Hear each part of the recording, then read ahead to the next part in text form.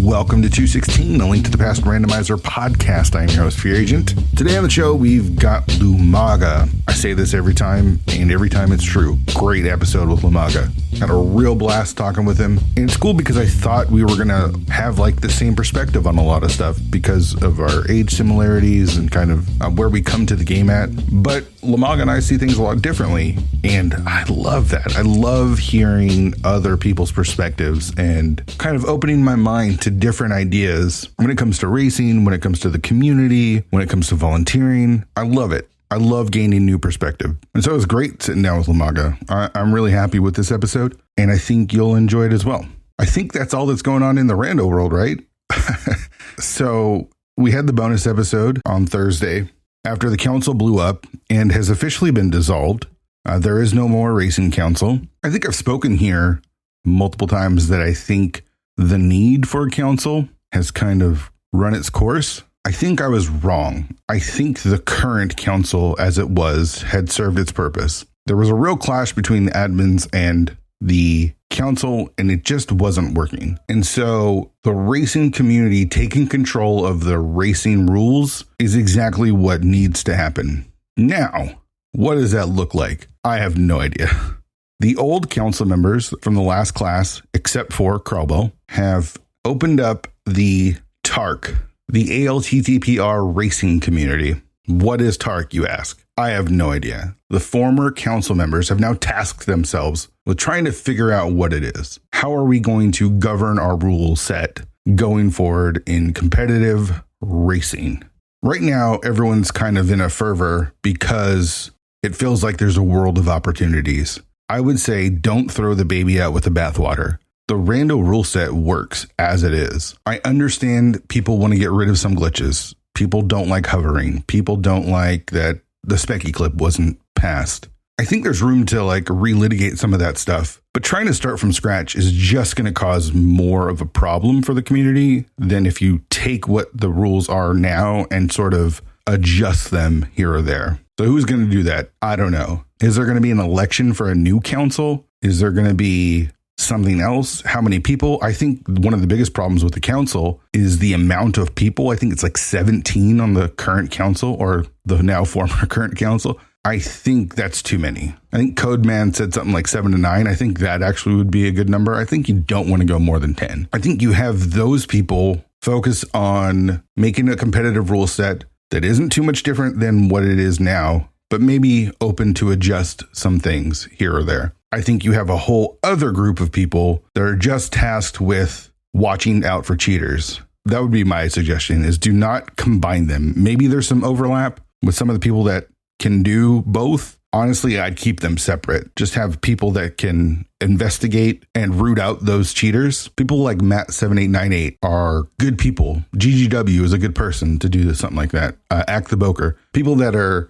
good at finding cheaters and investigating them and getting to conclusive or as conclusive evidence as they can. Let them deal with that and let the council, or whatever we're going to call it, deal with glitches and the rando rule set. Just my suggestion. Really, it comes down to, what does Dunka think? Because Dunka runs the ladder. And I know he's working with the council members in TARC to get this thing up and running, but most competitive racing happens on the ladder. So you got to go with what Dunka thinks. I mean, if he doesn't like what TARC puts out, he can just dismiss it.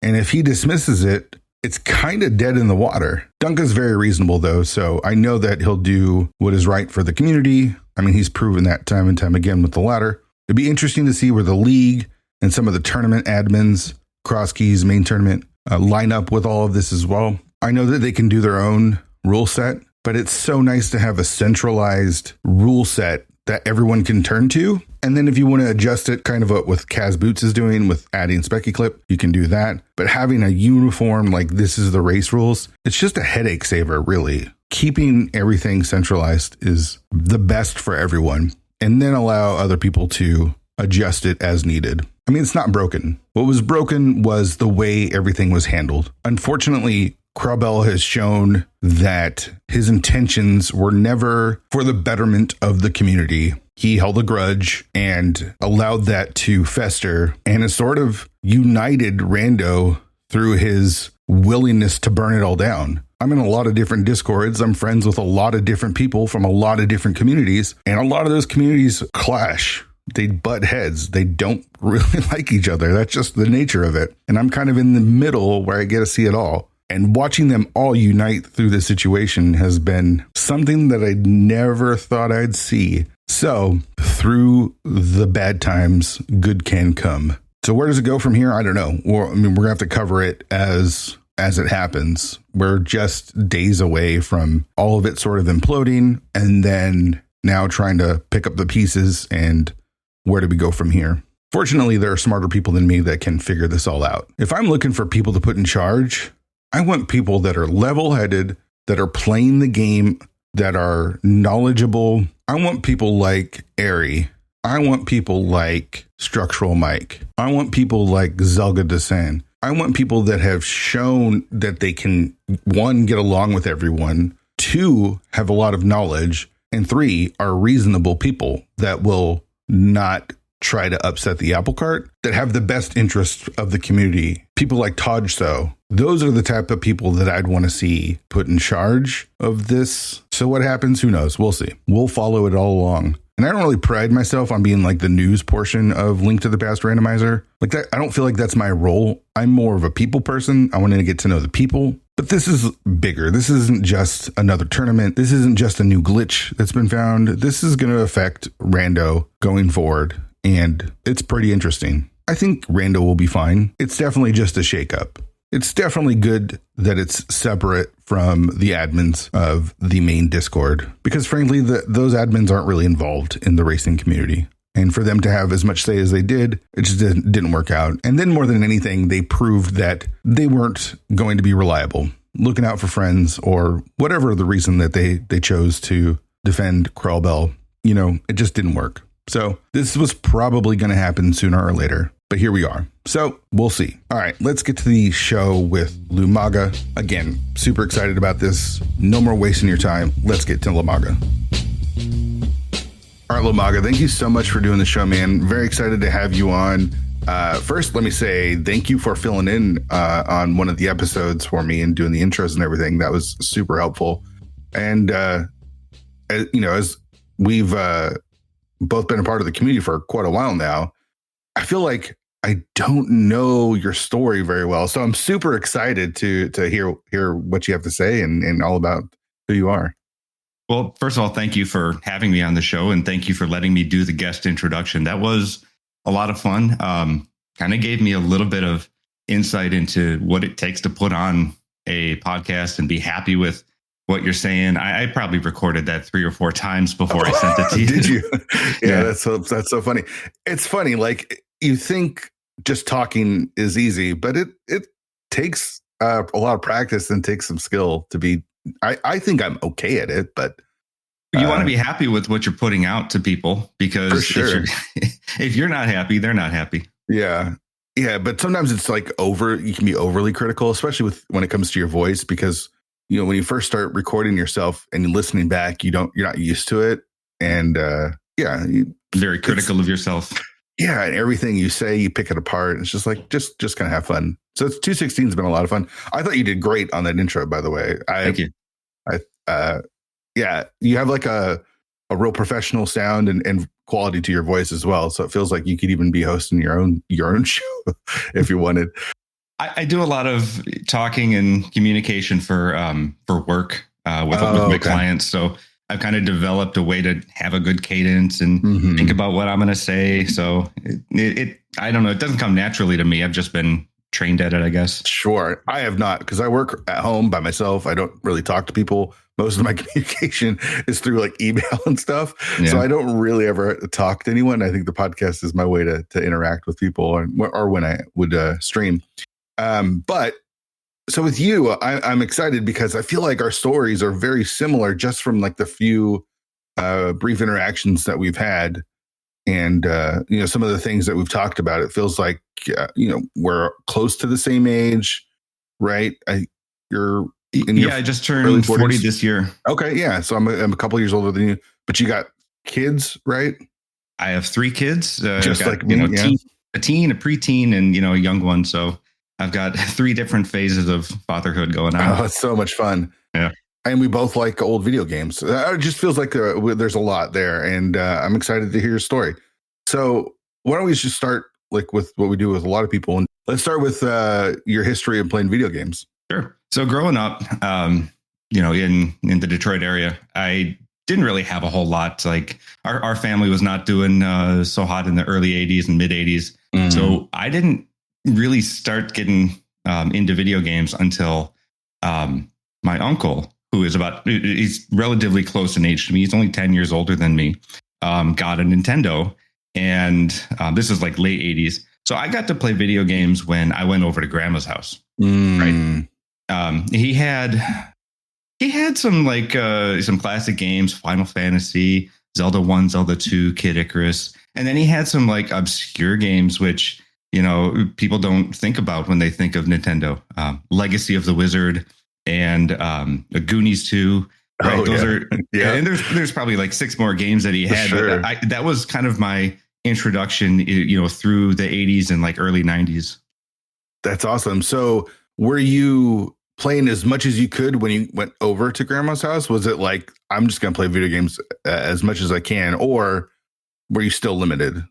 No, actually, I got to spend the night over there like quite a bit with my brother. And I didn't know kids in that neighborhood, and not excellent neighborhood to go play outside in anyway. So we stayed inside and played video games. And that's kind of how I really started getting into like Legend of Zelda in the first place. And also he had a couple of books. He had Nintendo Power, and he had like this strategy book of the Nintendo. There's probably like 100 games in there. And it had maps and cheats and tactics. And I would just browse through that every day and like say, okay, if I were going to play this game, here's how I would I'd trace through it with my finger on the map and say, yeah, here's where I got to go first. And here's where I got to go second.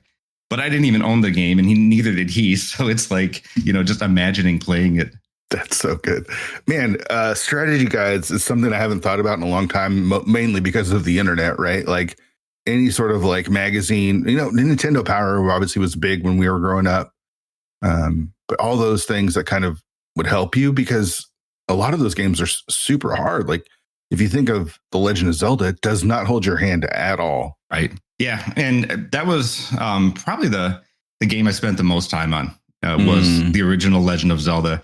I remember not having a whole lot of success on it, maybe midway through the game. I would pick up things from my uncle watching him play, but I was never good at actually playing the game. I could explore, sure, I could pick up some items, but I'd have to have like my dad help me in like the rooms with all the dark nuts. Like I would die every time, so he would help me out and then hand the controller back to me. Yeah, for sure. So you said you grew up in Detroit. Were you in the 313 with Eminem? No. No. So there's like three parts to like the Detroit area. There's Detroit proper, which is, everyone knows, not a great like situation to live in most parts of it. Then there's like the northern part, which is pretty affluent, and then there's the southern part, which is kind of blue collar. That's where I grew up at. Okay. That's like where the car manufacturer type stuff was? Yeah, there's quite a few factories like in this area. Okay. Did you like growing up in Detroit? It's home. Are you still there? Oh, yeah. So it is home. It's where I've decided to stay. That's where my wife is from also. So we decided, we have our jobs here. We can stick with family. So this is where we've been living just about all of our lives. Okay. It's so funny when you think of certain areas of the country, right? Or certain cities, they get a reputation usually through some sort of like pop culture, right? Like if I was to mention Seattle, the first thing everyone mentions would be like the Space Needle, right? Like, right. All of Seattle is a Space Needle when it's just, a very specific part of downtown. And when you think of Detroit, for me at least, it's very music driven because you've got like Eminem and you've got Kid Rock, you have the White Stripes. Yeah, it's got a great music scene, and I think what was it? EDM had its start here as well. Like, did it? Yeah, the electronic dance music. So there's like a big music scene here. Okay, again, this is kind of off topic, but with Seattle, if you say Seattle music, everyone immediately goes to Nirvana, right? Like it's Nirvana. When the football broadcasts are playing, they always have to like go to commercial with Nirvana or maybe Pearl Jam or something like that. Do you get annoyed by having like Eminem, Kid Rock, White Stripes, and any of those other bands? I mean, you got Motown, obviously, as well. Music scene. Yeah. I mean, but like it feels like Detroit has such a huge variety. I wouldn't even know. Like my mind goes to Eminem because that's what I grew up with. But again, like Motown and everything. Yeah. I don't know. I'm glad we have a kind of a local culture that people can look to and say like, oh yeah, that's Detroit. You mentioned Motown, right? You put on the Four Tops or the Supremes and people think, okay, Detroit. Same with Eminem. And, I listened to Eminem when I was in high school and college and all that. So for other people to hear like, Eminem and think 8 Mile and think Detroit. Right. And it's like, yeah. Although I've had people tell me like, yeah, I want to go see 8 Mile. And I'm like, there's absolutely nothing to see there. Right? It's just a stretch. It's a road. It's a road. Yeah. That's so funny. But yeah, I mean, that movie and the music from the movie obviously was very influential in the late 90s, early 2000s and stuff. So it kind of like, I don't know. It's just me. I love Nirvana and I really love Pearl Jam, but part of me gets tired of like, there's more to us than that. Right. I guess with Detroit's a little bit different. Oh yeah, every city is like that. There's so many layers to every city, and I've done a lot of traveling for work, so I've been able to kind of take off like here's the top layer of what I think of Nashville or what I think of I don't know, Albany, New York, or something like that, and get into it. Yeah, for sure. New York is another big one, right? Because it's so big and different areas, different boroughs, and all a lot of times, a lot of people think of New York, you think of like Times Square, but that's literally just one tiny little portion of exactly. All right, back to you. You're playing the NES. You don't have it at your house, but you're playing a lot of Zelda. Does that eventually translate into like the Super Nintendo or anything else? Yeah. So with my uncle, he did get a Super Nintendo, and this was probably like 91, 92. He saved up money from his part-time job. But our family ended up getting like an NES a little bit later in its life cycle. And I got a Game Boy too, for Christmas one year that me and my brother shared it. So, things got a little bit better for us, as time went on, right? It's not static. Playing the SNES though, still over at grandma's house and, all that.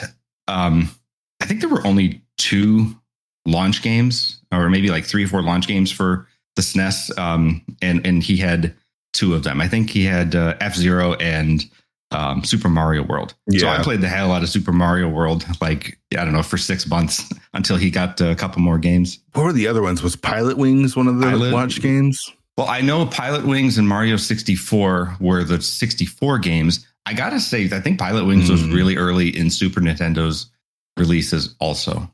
Okay. Yeah. I wonder then how early, I haven't really looked into this, was Link to the Past. And were you playing Link to the Past at all? Yeah. First time I played Link to the Past actually was like a demonstration in like a shopping mall, right? There was like JCPenney or something. And they had a line of like, 20 kids. And I'm like, hey, Mom, Dad, can I play it? So I waited in line and I got my 5 minutes of playtime and I'm like, this is so cool. And I have no idea where I'm going. And, but he ended up getting it for, my uncle got it for Super Nintendo. And, that was, again, what I played almost all the time. I still live in the area. When I go through like that neighborhood on a hot summer day and, I have the windows down, I can still kind of feel like, okay, this is what it felt like 30 years ago on a summer day when I was sitting inside playing, Link to the Past. The nostalgia for that game is that strong. Oh, that's so awesome. I love that. I love that when the nostalgia sort of hits.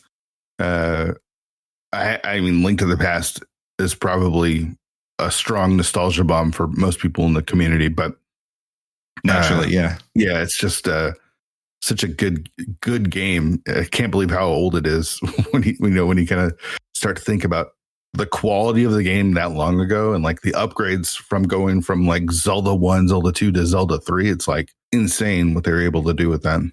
I was talking to my brother about this just recently, that, these guys, for them, it was just a way for them to make money, right? I mean, it's a job, you're either a programmer or an artist or something, but the passion that they put into it and the way it impacted, our generation. I mean, you see it in like, hey, people still make like games that pull from that art style or that play style. Or you look at like ocremix.org, they have like thousands of remixes of old games. It made that much of an impact. And for them, it was like, it's a job, right? But they had passion for it.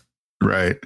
Yeah. I mean, all of Nintendo, right? Like Mario is one of the biggest IPs, like rivaling like Mickey Mouse even, with, the movie that came out earlier this year. It's just like insane that they took an Italian plumber and turned him into a giant IP and awesome games, right? Like, gosh, I don't know how big of a fan you are of the 3D Marios, but Mario Odyssey and Mario 64, all timers.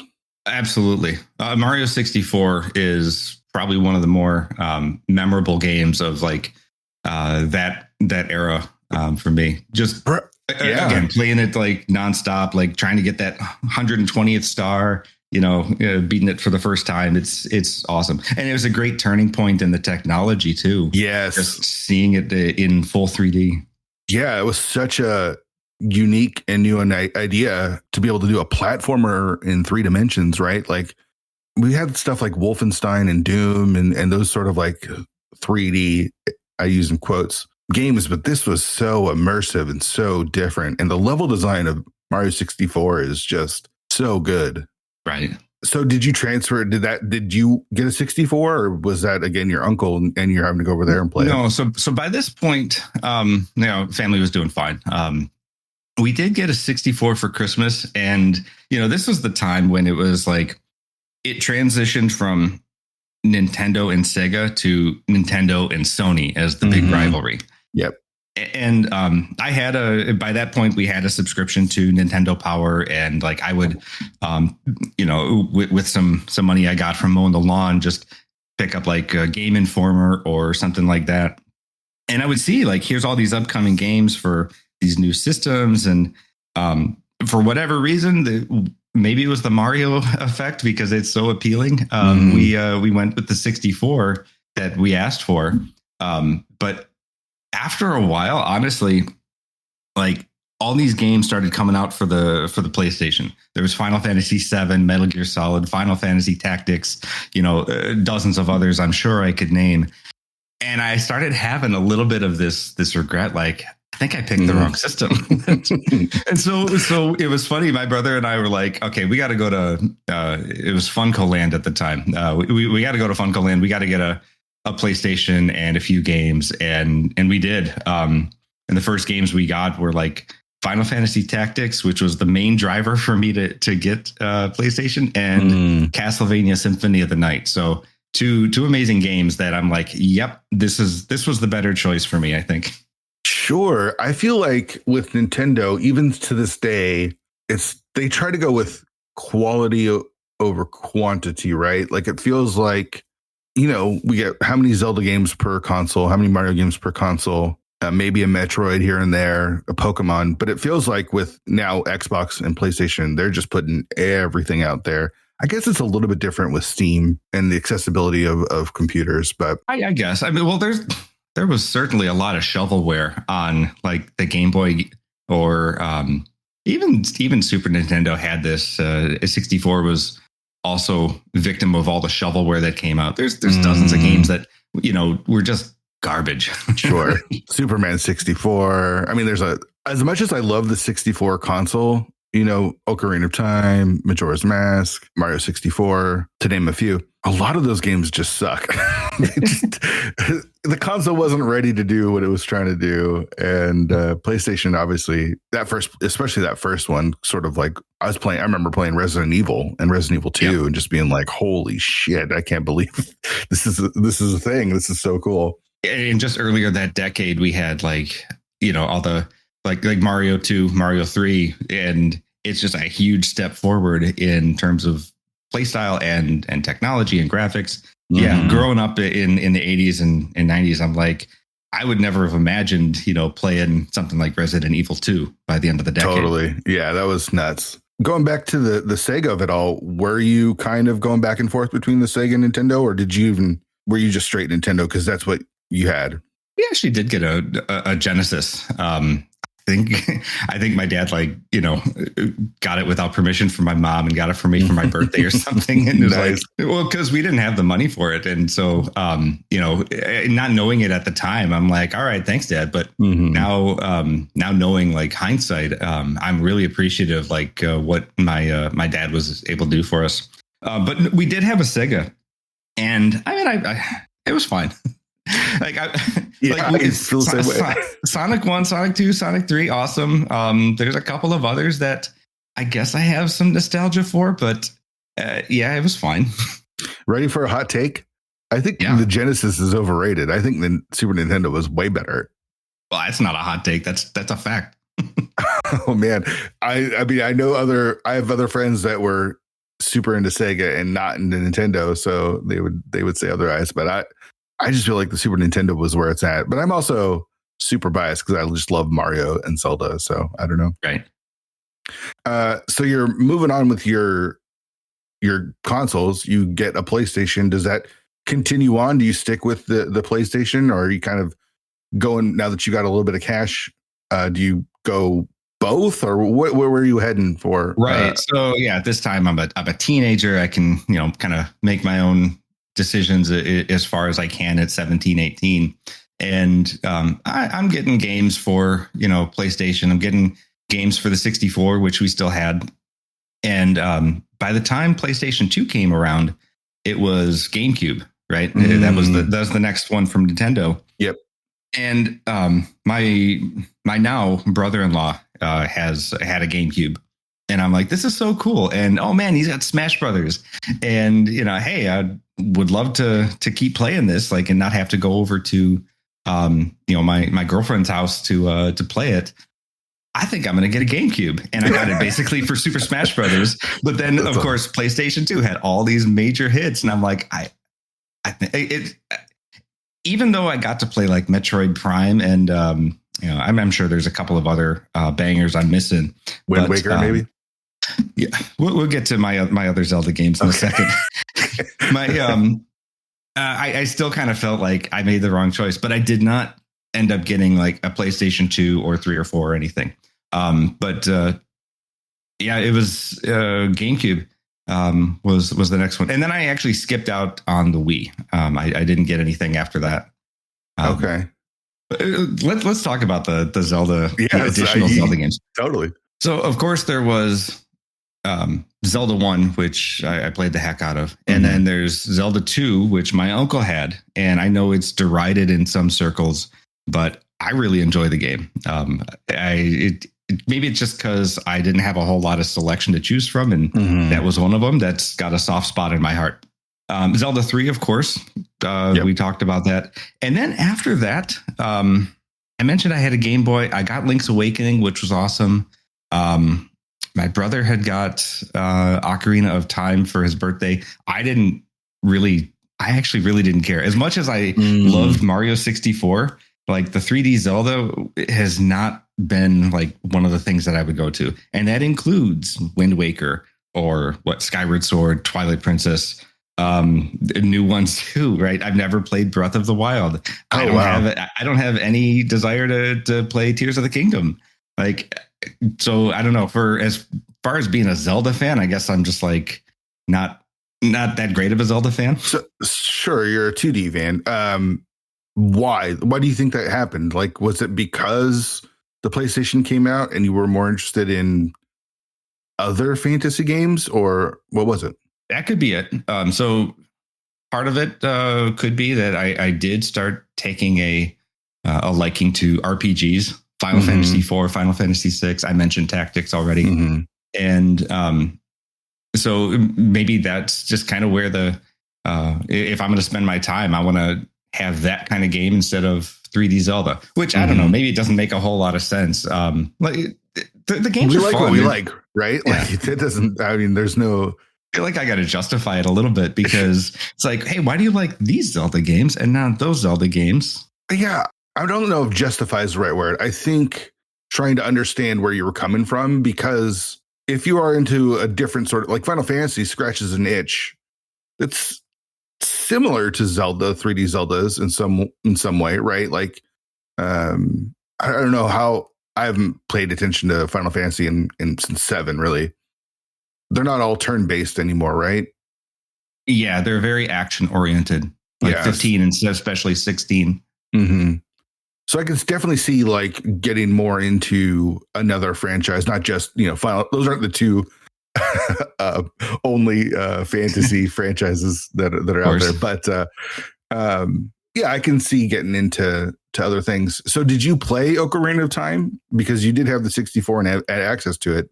Yeah, I did. I never beat it. I got to, I don't know, probably close to the end of it. I think I gave up like during the water temple, which was pain in the ass. Sure. Yeah. Understandable. Yep. I'm like, this is not even fun anymore. So I just got rid of it. Or I didn't get rid of it. I just put it down rather. It's my brother's. So did it stop there? Like you didn't pick up Majora's Mask? You didn't play Wind Waker? I rented Wind Waker over the summer, after high school. And I'm like, this is kind of fun. I could see playing this. And then I never did after that. Okay. Yeah. I mean, no judgment for sure. I know it's probably, atypical though. Oh, for sure. Especially as, we play Link to the Past Randomizer, right? Like we're neck deep in Zelda stuff. But again, it's that specific game. It doesn't have to be the entire oeuvre of games, especially because the 3D games are so different. But no interest then, because you said you didn't pick up a Wii, so obviously no Skyward Sword. But do you have a Switch? We have a Switch, and we have some games for it, right? Mostly my kids play it. My wife plays the heck out of Animal Crossing. Sure. But I don't pick it up all that much. I mean, these days, I guess if I'm doing anything, it's if it's outside of Rando, like I got a few, casual games from Steam. Gaming is not as big of a part of my life anymore. So, yeah, I mean, you grow up. I mentioned I'm 40, right? I got a family, I got a career. So I've got different priorities at this point. Sure. Yeah, makes sense. Okay, so you're playing games. You're kind of moving on from Nintendo after the GameCube. The handle was enough for you. You could carry around the GameCube whenever you wanted, even though I don't know what the point of the handle was. You said you didn't get a PS2? Never got PlayStation 2 or onward. Okay, so but I did get in 2007 an Xbox 360. Okay. So it was between that, or I think it was the PlayStation 3 at the time. It was between those two. And what sold me was Xbox Live Arcade. Which, I mean, I'm getting a next gen system and I want to play retro games on it. Yep. Like I did play plenty of, other 360 games, but that was like the tipping point for me. Mm-hmm. So what about speedrunning or watching racing? Because you and I, again, are of the same generation where if you talk to someone our age or older, they're like, why would you ever watch someone play video games? Right. Like it doesn't make sense. Yeah. So where did you first start watching? Did you watch YouTube Let's Plays? Did you get introduced to Twitch or did you even have speedrunning on your mind? I guess I was doing a form of speedrunning back like just on my own. So with Zelda 1, right, I had dusted off my NES and I said, I know I can beat this. Let me see if I can beat it in a single session. And it took me like 2.5 hours to do. And I'm like, hey, all right, so I can do that. Maybe a week later, I'm like, let me see if I can do it in under 2 hours. And I did. And I'm like, all right, cool, accomplishment. And now you look at the leaderboard and, the record is like 27 minutes and it's like 2 hours is nothing. Right. It was cool for me at the time to be able to do that. Right. And you probably had no idea there was even a leaderboard at the time, right? I mean, this was like 99 or 2000. So I'm sure. Yeah. I'm sure there was something somewhere, but yeah. Yeah, some circles probably did have like competitive speed running on that. Mm-hmm. But as far as like getting into it and watching it, I guess it wasn't until like 2016 I started watching, more people on Twitch about like speed running retro games. And the one who really caught my eye was a runner called Andy Sui. He's a Swedish runner and he does a lot of retro stuff. I used to watch his Chippendale and DuckTales speed runs. And I'm like, that's really cool. All the things he's able to pull off. So not recording it, not streaming it, but I tried it on my own. And I'm like, I don't know, I got a time of like 15 minutes in Chippendale. And, that's barely respectable, but hey, I did it. And I didn't want to stream it because like, I get anxiety about, putting myself out there, which, I guess I'm used to for work. And I mean, I have to do that because it pays the bills. But, even streaming Zelda, like for races or getting out in commentary, it's like, it's a little like, anxiety inducing. So I didn't want to do like speed running streaming. And so that was like, just do it locally, upload it later. And I did that for a couple more. I think I did it for Final Fantasy IV. It's called Paladin Percent, where it's like, if you get to the point in the story where Cecil becomes a paladin, that's the end of the run. And I did that, and I did a Goonies 2 speed run. Got on the leaderboard for those. Nice. So I mean, that was like the extent of my like getting into speed running. Yeah, dipping your toe. Yeah, for sure. So do you know how you even found Twitch or the idea of watching, a person play retro games? So how I found Twitch was through Hearthstone streamers. I played quite a bit of Hearthstone from like shortly after launch to like 2017 or 18. And so I had a few years of that and watching Twitch streamers do that. But I mean, other than Andy Sui, right? I mean, that was probably it. I think I was watching people do like the Super Mario Brothers 90% trying to grind the world record. I would watch that. It was cool to see some progress being made. Every couple of months they'd have one more optimization come out, and it was pretty cool. But so it was Hearthstone though that introduced you to the idea of Twitch, and watching streamers and stuff. Did you play Magic the Gathering, or did you just find Hearthstone? I played Magic in middle school, and I did that for a few years. Me and probably like 6 or 7 of my buddies in 7th and 8th grade were into Magic. And I played actually some other card games. There was like a Star Wars collectible card game. There was a Star Trek collectible card game. So I got to play those. Magic was the first one though. Sure.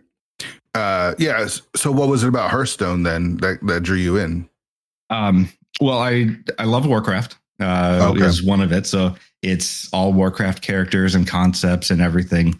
So that was the first part. Second is, lots of different play styles and strategies. And, for a while, it's like, it felt like it was just play to win. And so I was never, I never really wanted to spend a whole lot of money on it. So I wasn't very competitive on it. Okay. But it was still fun to play. And I played with my brother all the time and friends. Yeah. So you got into World of Warcraft then? I did. So World of Warcraft, I think it came out in 2004. I came around to it from 2005 onward, and I took a small break. But then, like, I was playing that like nonstop every night. I was with a guild, and Yeah, we did raids and all that. Kind of stopped a little bit. I don't know. I'd probably say like a couple of years into it, but then I picked it back up in 2014 all the way to like 2018, and I'm like, I don't know why I put this down. This is like the most fun I've ever had on video games. Sure, but the community, I ran into some characters and I played as a healer, and if you're not healing the party like the way that someone wants you to heal the party, like they can get pretty toxic and pretty crappy towards you. So after enough like harassment of like, man, you're no good at this game, I'm like, all right, well, I ain't gonna play anymore. I don't need to deal with this. Yeah. Oh man, I'm glad I never got into an MMORPG because I feel like it would just suck the time and life out of me. It Not does. necessarily in a bad way, but I can imagine ever being productive playing one. I don't know. It just gets into your mind. Like, you kind of have a mini obsession over, okay, how do I min-max this character? What equipment am I looking for? I got to plan my nights around my week around raid nights, right? And I can't have any plans on a Tuesday and a Thursday. Maybe we'll do like a Sunday fun run or something. And it does. It really disrupts your life. So I know you've had other guests on the show say, don't play World of Warcraft. And I echo that. Don't play World of Warcraft. If you're young and you have infinite time to do whatever, then maybe. But as an adult, man, it just seems so hard. Yeah. To just even manage it, like even between like if you're doing work and you're doing some other social stuff, it just takes so much time. But I understand the draw because it does seem like a lot of fun. The one that my friends got into was not EverQuest. It was something it was a free to play one. Gosh, I wish I could remember what it was, but I don't think it's around anymore. I wasn't into any more MMOs other than World of Warcraft. So unless it was EverQuest, which is the other big one, I wouldn't be able to tell you. Yeah. All right. So you found Twitch. You've done a couple speed runs. Where then do you find Link to the Past Randomizer? Yeah. So I mentioned like I'm watching a couple of other retro speedrunners, and I mentioned traveling for work. I was 6 months into a stint in Nashville, and I was getting bored, right? I mean, I can only go to the bar so many times, and it's like, all right, I'm just going to sit in my hotel room and, watch whatever I see on Speedruns Live. And it's like, okay, someone's playing Earthbound, someone's playing Donkey Kong Country. These are interesting things to see. And I start seeing at the Legend of Zelda, like 2 or 3 of these, fall tournament ALTTP randomizer. And I'm like, I see this for 3 days in a row. And I'm like, this sounds really interesting, but I'm going to watch this other one instead.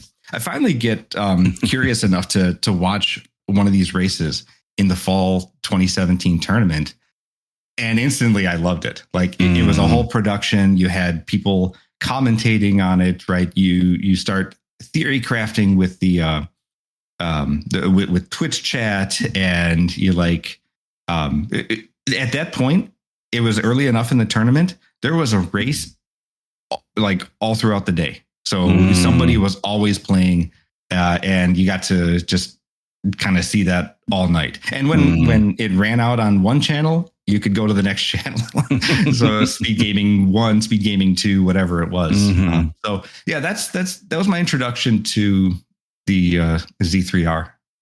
So you see it, you start watching it. Do you get a desire to try it out? At first, not really, because I hadn't played Link to the Past since the early 90s. It had been like 25 years at that point that I if I wanted to pick it up, I'd have to like relearn to play the game. And they were going through locations that I forgot existed, right? Like I saw it and I'm like, oh yeah, you can mirror up to this place in Misery Mire and go under that rock. I totally forgot about that, right? Go into Checkerboard Cave. Yeah. But when you're mentioning, hey, do I get a desire to play it? I actually first got the source code. It was like one of the old Desirect builds was available. And I'm like, looking through it, I was curious how it even like happened to put this thing together. And between the commentators, Twitch chat, and reviewing the code myself, I'm like, okay, I think I understand the sequence that you're supposed to do things in this iteration of the game. And then I actually did download a seed myself, and I'm like, I'm terrible at this. I can't do this. It's weird. Yeah. I mean, the game is hard for sure. It's not an easy game. Yeah. But so that was end of 17. In 2018, I did find the subreddit, the ALTTPR subreddit. And they have like all these async seeds. Yeah, there's like a bread and butter mode. There's a weird mode. There's a spoiler mode. And so for like 6 months, I was playing just those async. I mean, remember, I didn't like streaming. I didn't want to put myself out there. So this was a great way for me to get introduced to the game. Sure. And during that time, it was the spring 2018 tournament. And I'm like, I almost signed up for it. But between me still being new and, not ready, not just ready yet, I sat it out. But I watched 6-7 matches every day. I'm like, this is so cool. And it wasn't until I think the following year is when I really started getting into it. So now we're into like 2019, where the first mentor tournament is announced, and I join the Go Mode podcast Discord. I start listening to the episodes, and I'm like, okay, now I have a chance to really understand how to play this game. I tried to teach myself, and I'm like still not making any ground on the leaderboard. If someone's able to help me, like just give me hints, that would be awesome. So this is perfect for me. So when you're first playing, or you're first watching and playing, and you talked about your shyness, or not necessarily shyness, just the anxiety that comes from the idea even of streaming. Are you not really finding people in the community, or are you just kind of doing this all on your own and just watching? Yeah. So for that first year, it was really kind of on my own. Other than the people I might, talk about, like the async seeds on the subreddit. Sure. But that's still a pretty small group of people. It's a small group, and it's not interactive. It's just like, yeah, I did this, I did that. Yeah. But I didn't really find people to, I don't know, like really play with, or really like form a bond with in that first year. And actually, I stepped away from it from like maybe the second half of 2018. I stepped away from it for like, I don't know, 9 months or so. Maybe because I just tried it on my own, wasn't really involved in the community, and then stepped back from it. Yeah, it makes sense. If you're not invested, what keeps you going, right? Like it does take a little bit of investment, no matter what it is, whether it's rando or whatever. Like if you make friends or whatever, then it makes it easier, or it makes it harder to leave or stop playing, be a part of it. So you start listening to the Go Mode podcast and hear about the mentor tournament, right? Was this the first mentor tournament? Yeah. So this was 2019, summer of 19, where it was like Timp and Axial putting it on. I think actually Timp did like 90% of it, from what I hear. And I started playing with, I think my group was, I know it was Xylo. I think Sneakbat was in that group. And then a guy named Bungeed to the Tree. And so I remember, Bungeed, yeah. So I started really forming a bond with like Xylo. We would play like async back and forth, or not async back.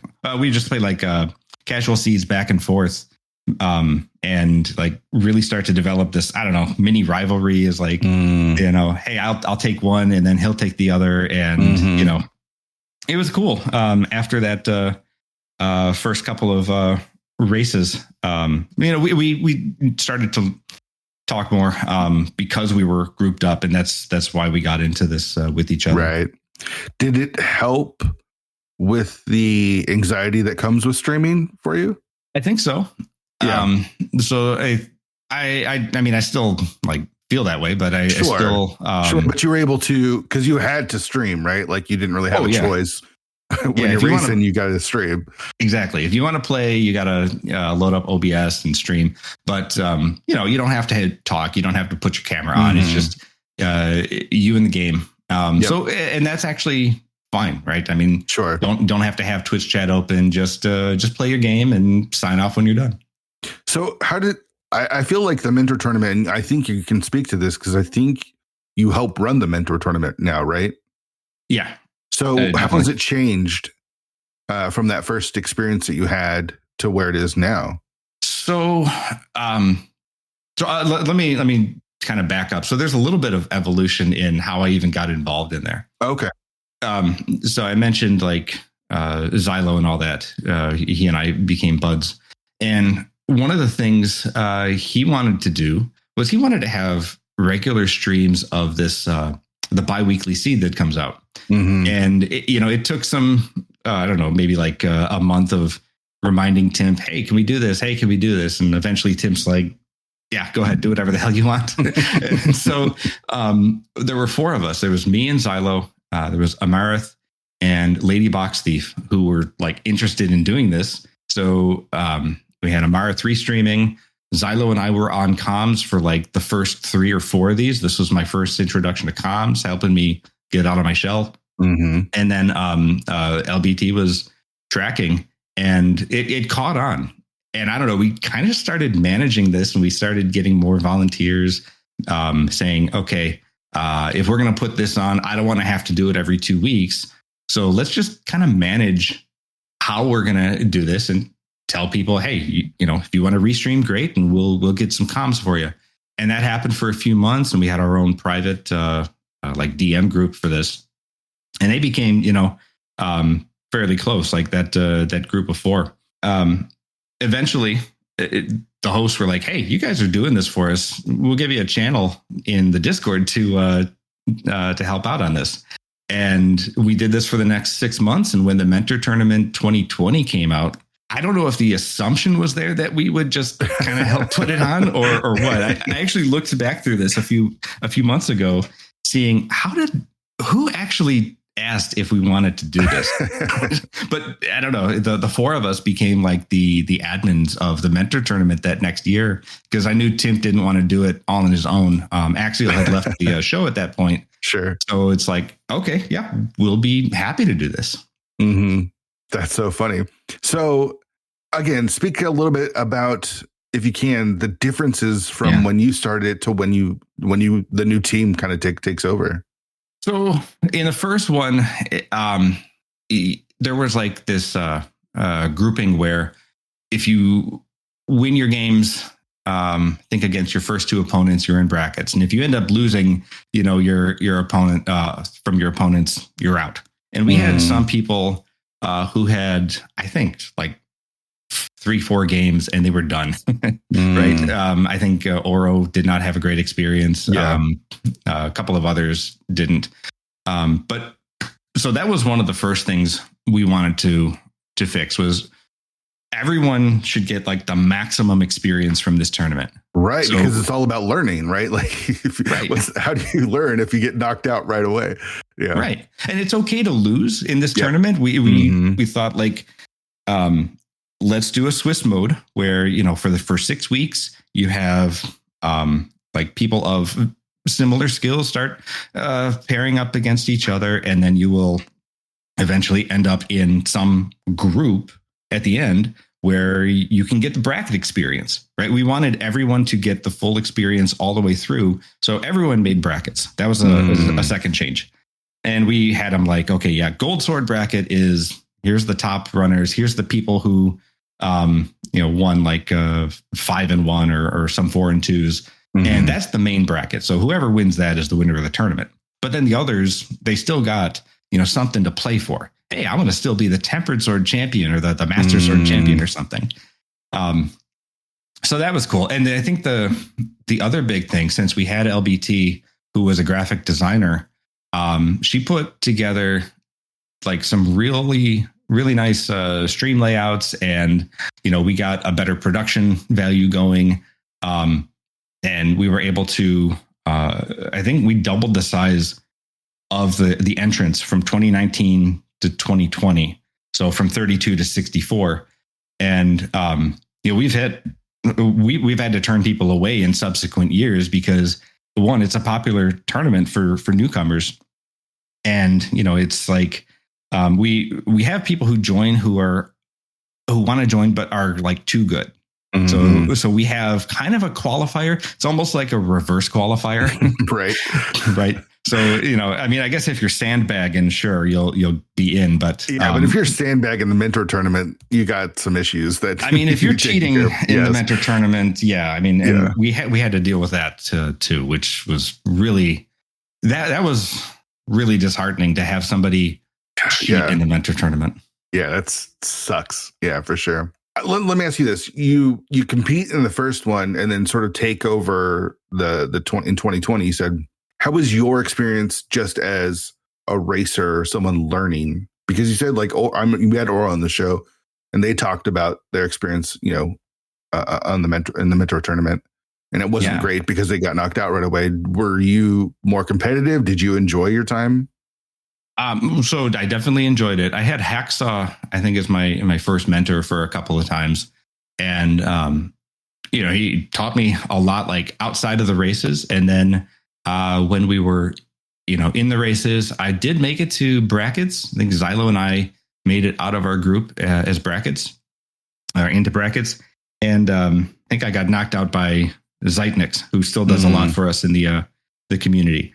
But it was still cool to go through that and play against people who were of similar skill.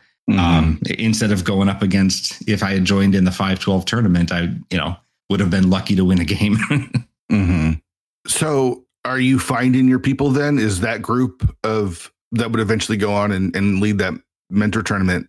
Was that like your group of people where you're getting connected? And yeah, so I guess there's a lot of people in Go mode who I end up, having like friendships with. So there's those 4. And then there's, the hosts, right? I become close with them because, we have to coordinate on, okay, here's what we plan on doing. You guys got to sign off on it, or, hey, be sure to mention this on the podcast or something. It's their place. I just hang out there. So it's, I got to make sure everything is run by them. But those guys, and then there's people, who were in the 2019 tournament. I also in 2020 tournament, who I got close to, like Verts he is my league teammate. And then there's Xylo was also a league teammate that first year. Jossum Sauce, another one. And, he's from my area too. So, just from that, we kind of got pretty close. There's probably a few others. I'm sorry that I can't go through the whole list of relationships I have. But Go mode is where a lot of my friendships came up. Sure. You find your community there for sure. So where do you go with racing from there? Is the league the next thing you do? Are you attempting to qualify for tournaments or play in other tournaments? Where are you at? Yeah. So this is 2019. I did a couple things after that. There was Speed Gaming Live. There was the qualifiers for there. There was League, which I joined up. I mentioned with Verts and Xylo that first year. That was going into that must have been 2020. Yeah, I think it was early 2020 for season 2, right? Yeah. Yeah, and we actually got in within the 14 seconds. Oh, wow. Verts had everything copied in a spreadsheet, and he's like, copy, paste, boom, submit. And we got in. That's awesome. So we did that. And then I have played, I think the next Challenge Cup was, there was Challenge Cup that year too. I did play in the Challenge Cup in 2019. And we put a lot of those on Go mode too. And that was a way to get the podcast name out there, community's name out there.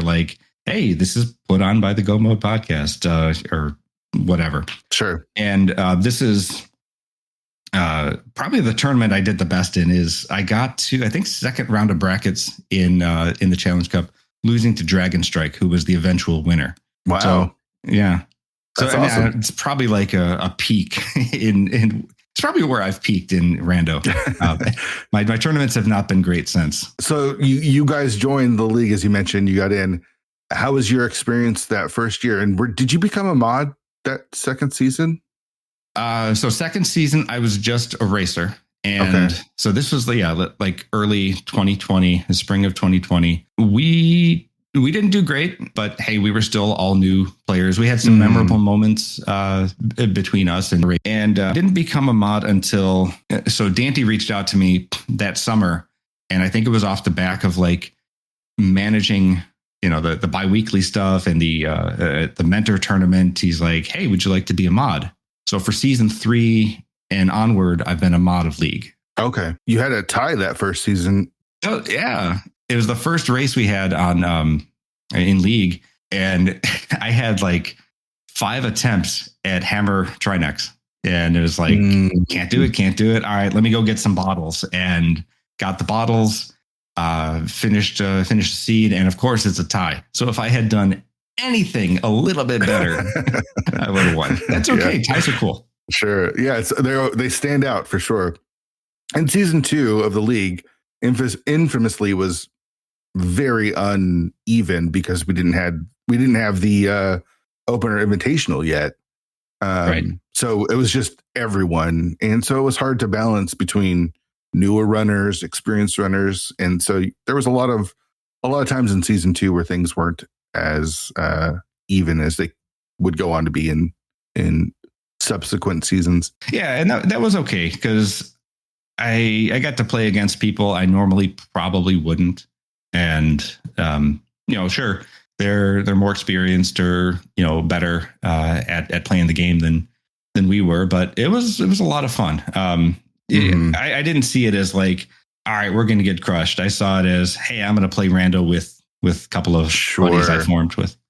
And was it fun? Did you enjoy that first season? Yeah. Oh, absolutely. League is, aside, I think, from the mentor tournament, League is my favorite event by far. What is it? The fact that you get to play with friends, or? Yeah, I think you mentioned it. Rando is better with friends, and I totally agree. Especially like after you've been through it a few seasons, and you're in the trenches with these guys. You build these memories. The pilot's spoiler is always like a good test of like trust in your teammates. So it helps build a lot of that friendship for sure. Now, there's something I don't think I've ever talked about on the show or pretty much anywhere, was the open and invitational discussions, like going into how we decided, we're going to split the league into 2. And, after season 2, we definitely figured we needed something. We needed to change something because we wanted to make it a little bit more balanced. And, I had the idea of splitting it up into 2 leagues, but I had the hardest time coming up with what would eventually become the invitational and the open. Do you remember who came up with those names? Sure do. I remember you put out a call to throw out some ideas, and I think we went through a few iterations, and I had come up with, well, what if we called one of them open and the other invitational? It's almost like golf, right? And that stuck, and you guys chose that. So my legacy will live on as long as League lives on. For sure. And I don't think we've ever talked about that publicly because, like initially it was like a major league and a minor league, but I hated using the term minor league because I didn't want it to feel like the minor leagues, right? Like, it had to be something, if I remember, that had to communicate this is a higher level or like a more exclusive level, but not have the sense of like, discrediting or disparaging the people who aren't in that. So minor and major couldn't happen. You already had like a dark world, light world conference division. So I couldn't think of anything on theme, but just going back to the sports aspect of it is like, okay, you have like open tournaments and you have invitational tournaments. That seems like it could apply here. Yeah. It's so simple in the way it works. And then the naming is perfect. But it took us a while to get there. And I was so glad when you came up with those ideas because it just fit and it works perfectly and it's great. And there's no one that has to feel like, oh, I'm in the open league, I suck, or I'm in the minor leagues, because there's excellent players in the open league. It has nothing to do with skill or talent or whatnot. I'm glad you brought this up because like it's something I would never go out and tout like, hey, you know how that got named? That was me.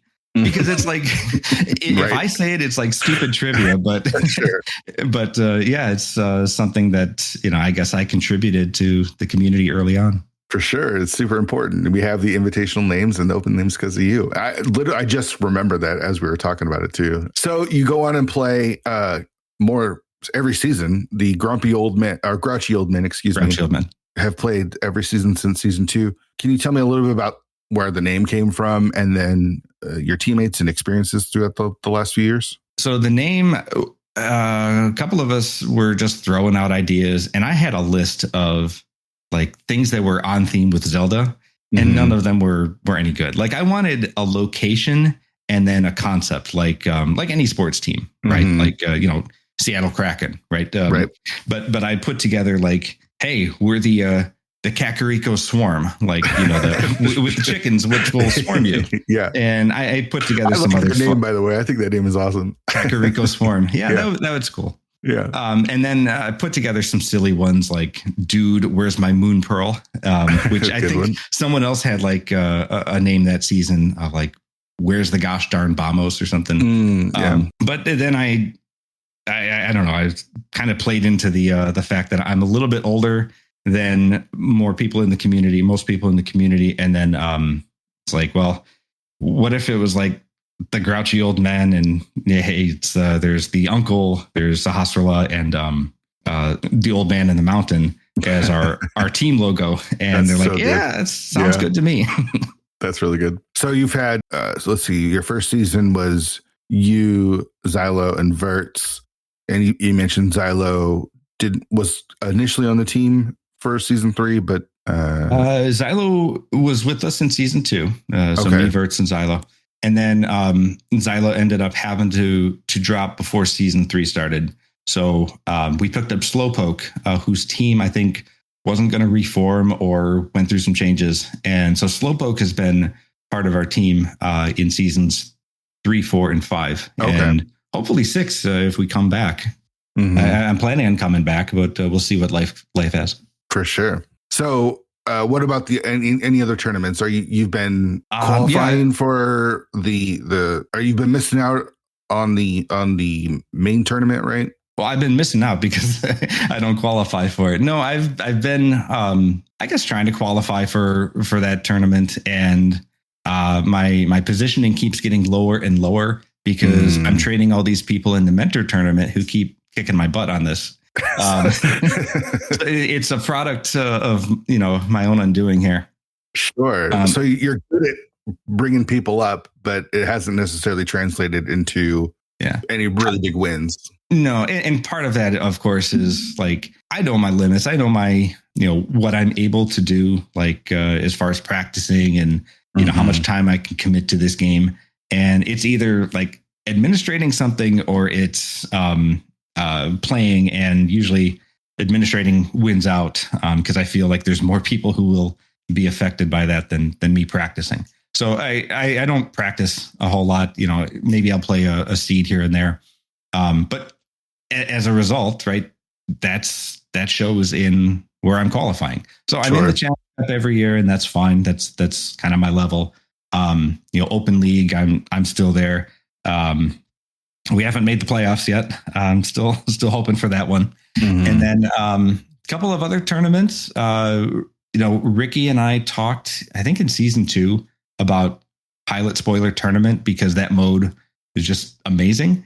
And it took a while, but Ricky took the reins and invited me onto the team for it. And that tournament came out. I think they've had 2 now. And a couple of others. I tried the Cross Keys tournament, but man, I could do Cross Keys fine, like on my own. Racing it is another layer of agony. Sure. I understand that. I don't like Cross Keys as a mode. I know people swear by it and they have it. It has its fans, and that's great. It's not for me. Sure. So where do you think your relationship is with racing? Do you feel like you're in a good spot? It doesn't feel like you're racing a ton. That's probably more, I don't know. Tell me, is that time? Is it your relationship with racing? It may be a little bit of both. So couple things. One is like the way my life is right now with family. I've got, I mentioned I've got three boys of, varying ages, and, I have to make sure that, my family comes first. So I would really only have time to race, I don't know, during like late evening or something. And with, my career, over the past few years, I've kind of been thrown into more responsibility at work. So I can't really dedicate as much time to racing as I did when I first started. Because 2018, 2019, I'd be racing, pretty regularly, 2020 as well. But life situation just changed. So I can't dedicate as much time. And then, of course, like you said, the relationship with racing, me streaming, it's not something that I really enjoy. I only stream because they make us, to be truthful. So it really feels like your relationship to the community in the game is more in an admin sort of role, a moderator role, someone that likes to give back and make sure that everyone else is kind of having a good time. Is that right? I guess so. And I get a lot of satisfaction out of that. We get feedback from the mentor tournament every year, and all the mentees are super thankful for having this event, because it's not in, I think, most communities. I've asked around and it's not there. I want to join a couple of other randos just to see like what they're like, but it's hard to just go in and teach yourself how to play. So this is great. And then it shows in the results. People form these communities. There's communities and friendships that have formed because, people go through the mentor tournament together. So I do get a lot of satisfaction out of like contributing to this community. And if something like this didn't exist, I don't know what the state of the community would be. I'm sure it would exist still. Like we'd still all be playing, but you wouldn't have the same fresh blood coming in every year. It's awesome. It's so cool. I've always thought about mentoring, but I feel like I wouldn't be a very good mentor. So I completely disagree with that. So let me put it out there. And, I know we're already halfway through the Swiss mode and people have kind of formed their mentor-mentee relationships. But when this tournament comes out, if you're even halfway okay at this game, you're a reasonable mentor. I think you'd fit in perfect here. So if people are looking to volunteer for the mentor tournament, people are still able to do that, right?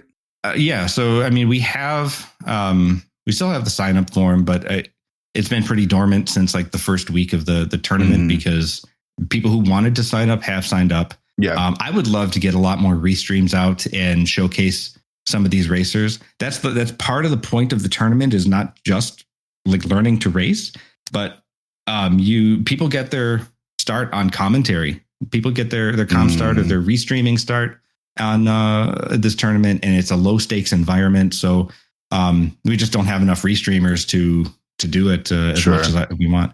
But yeah, if anyone's interested, just reach out, and of course you can be a mentor. And you guys are planning on at least doing the mentor tournament every year, once a year. Yeah, that's the plan. That's the plan. As long as there's an interest. The numbers are a little bit down this year. We didn't hit the full 64 racers. Actually, last year we hit like 86 racers. Oh wow! And we had to turn away a bunch because we didn't have like the time or whatever to restructure the tournament. But numbers are a little down, which it's going to happen, right? I mean, we'll peak and go through peaks and valleys. The fact that people are still coming, though, I think speaks a lot to word of mouth, and the fact that it's doing its job, right? It's bringing people into the community. It's helping them find people to play the game with, because that's what keeps us here, right?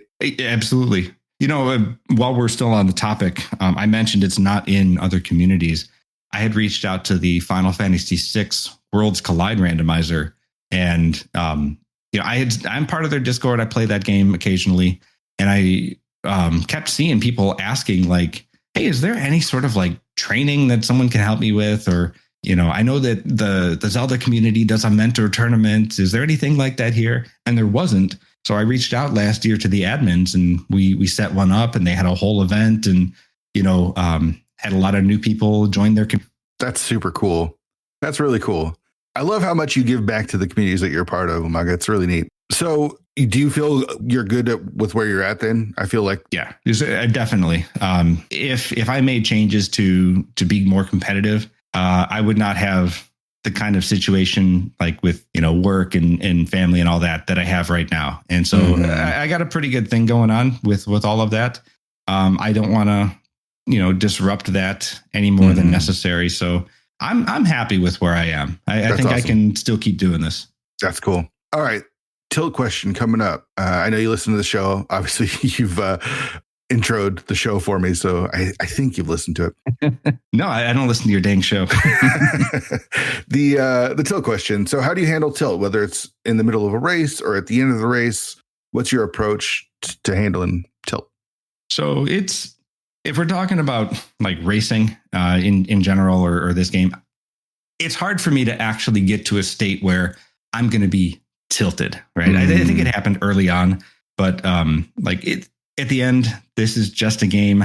I'm not playing for stakes, right? This is just something fun that I do, once a week or a couple times a month to blow off steam. It's a hobby. And if I get mad at my hobbies, why am I doing it? Right. I even mentioned at the intro of your show, like, if you're not having fun, like, what's the point? So that's kind of how I see this game. But tilt in general, let's, I know you've talked about like mental health on this show, and I think that's awesome. I think it needs to be more out there. And like this is something that I've started to look into more, like in the past year or two, for my own self and for my own well-being. And part of, what I've learned is like, first you got to recognize that you are getting frustrated, like with what it is. And it could be like, look, I've got a 13-year-old who's acted like he's 16 for the past 4 years. So like, it's frustrating to have to deal with that. And, or I'm not very handy, for example, but I like to think I can do almost anything, and I can't. I have like my own skills and my own limitations. So when I do get frustrated with whatever it is, and could be work or something, I have to recognize like I am losing control of, my ability to think properly or to act like I'm supposed to. That the first part is recognition. Second part is like, I have to completely remove myself from that situation. And it could be like, I don't know, I'm arguing with someone on, Discord or like getting frustrated with my kid, or this thing isn't screwing in and staying stable or whatever. Like, I put it down, I get out of here. I've done various tactics, go for a walk, go cut my grass or something. And, I have to get my mind like focused on something else.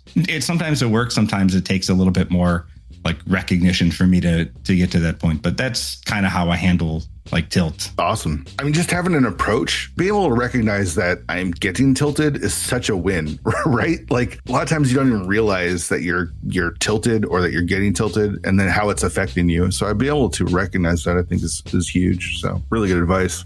Thank you so much for doing the show, man. I'm so glad I got to hear your backstory, and gosh, it was so much fun. I've had a blast. I had a blast too. I would love to keep talking, but I know that we're coming up against time. Thank you so much for having me on this show. Yeah, and again, thanks for helping me out in the times that you've helped me out with the show. I super appreciate it. Anytime. Huge shout outs to Lumaga for coming on the show. Again, really appreciate him stepping in when he did. And I just loved hearing his story, and just a good dude. Like, love to just hang out with Lumaga. Maybe take a trip down to 8 Mile. All right, that's going to do it for us here. Next week, we've got PH, and then Chex Human, and then Telethar. So just like Murderer's Row, 1, 2, 3 coming up. So stay tuned for those. I hope I don't have to do another bonus episode. I don't think that will happen. I don't think anything's going to blow up between now and next week. But if it does, boots on the ground, I'll be there to hopefully be able to talk to people that are involved. I think that was one of the most fun things, is just being able to react as it was happening. Thanks everyone for listening to the bonus episode. As of right now, it's the second most listened to episode that I've put out, and it's only been a few days. So, Bad Things Happening sells podcasts, apparently. So if you listened to that episode and that was your first episode and you stuck with us, thank you so much. If you could subscribe wherever you get podcasts, that'd help me out. If you're on Apple Podcasts or Spotify and are able to leave me a review, that also helps me out. 216pod.com has the links to the Discord. Would love to know what you think about the show, what you think about what's going on in the community. Post it all there. I know there's tons of conversations going on in all of the Discords, especially the TARC Discord. More than anything, thanks for listening. I super appreciate it. Come back next week for PH. See you then.